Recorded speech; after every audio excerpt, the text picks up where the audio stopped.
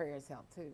Sitting in the waiting room of a low-income medical clinic in Washington, D.C., 57-year-old Willie Brand is the face of America's healthcare crisis.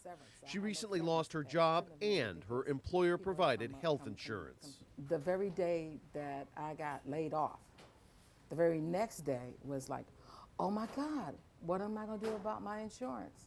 Brand couldn't afford doctors or pills for her high blood pressure and diabetes.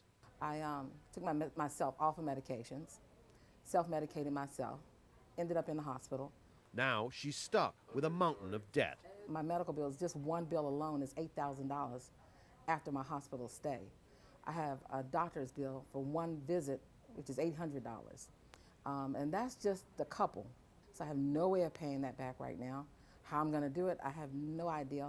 No problems, no chest pain, shortness. Dr. Randy Abramson treats hundreds of low-income patients at Washington's Bread for the City clinic.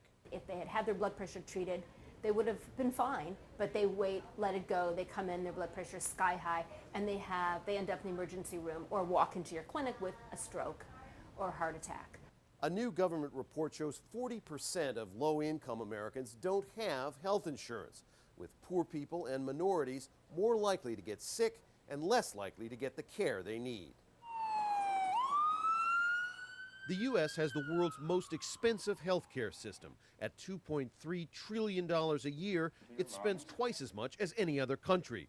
But Americans aren't twice as healthy. The U.S. ranks near the bottom among industrialized countries in infant mortality, heart disease, obesity, and other preventable diseases.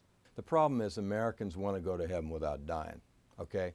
They want to drink, they want to smoke, they want to get fat, and then they want the doctor to come and take care of them, and it costs a lot of money.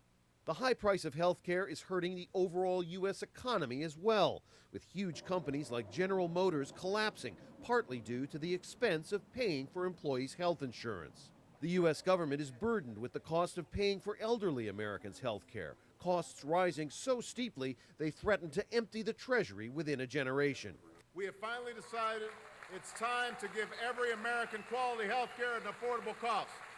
President Barack Obama is mounting a big push to enact comprehensive health care reform.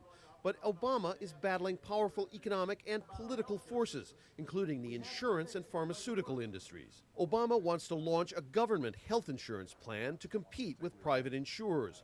But not everyone in his own party agrees with him.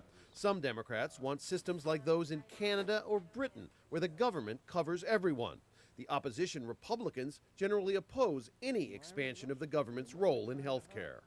One thing everyone does agree on is that expanding the system will be expensive, hundreds of billions of dollars. If he doesn't get this health care package, it will hurt him on all other issues.